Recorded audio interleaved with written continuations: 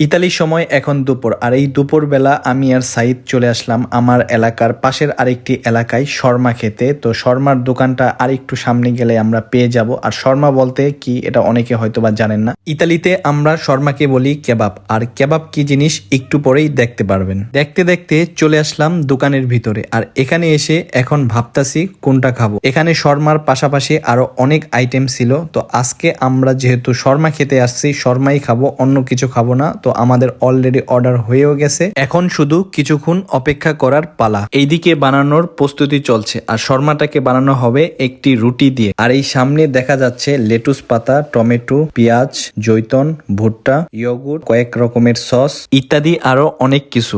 আর ওই পাশে কাটতেছে মাংস, তারপর সবকিছু একসাথে রুটির মধ্যে দিয়ে রুটিটাকে রোলের মতো করে ফেলবে, তারপর হয়ে যাবে শর্মা। আর এইদিকে অলমোস্ট হয়েও গেছে। আমাদের এখানে আরেকটি জিনিস অর্ডার দেওয়া হয়েছিল, এটা হলো ফ্রেঞ্চ ফ্রাই। তো ফ্রেঞ্চ ফ্রাইও রেডি হয়ে গেছে, এখন শুধু খাবার পালা।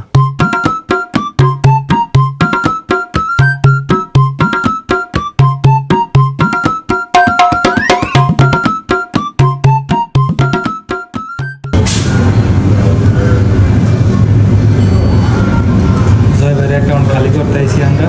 না বেশি না, 14 ইউরো। দুইটা মেনু হয়েছে 14 ইউরো। কারণ আপনি ক্যামেরা ধরেন, সমস্যা না আপনার বুঝলেন না জানি পারবো না।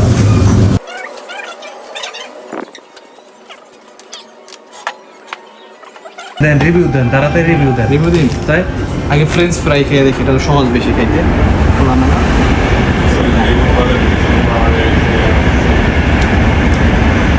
করকরা ঝরঝরা, সেই মজা লাগতেছে।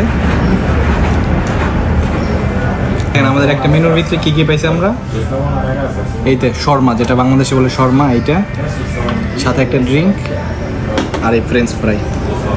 এক একটা মেনুতে আমাদের গেছে 7 ইউরো, বেশি না, 1000 টাকার মতো কমেই। বিসমিল্লাহ।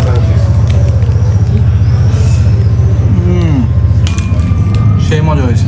সাইদ আমার খাবার দেখে এখন সাইদেরও লোভ লাগতেছে, বেচারার আর লোভ দেওয়া যাবে না আমি এইভাবে। অলরেডি শুরু করে দিছি। তো ভিডিওটা এই পর্যন্তই। ভালো লাগলে অবশ্যই লাইক, কমেন্ট এন্ড শেয়ার দিয়ে সবাইকে দেখার সুযোগ করে দিবেন। Bye bye, tata.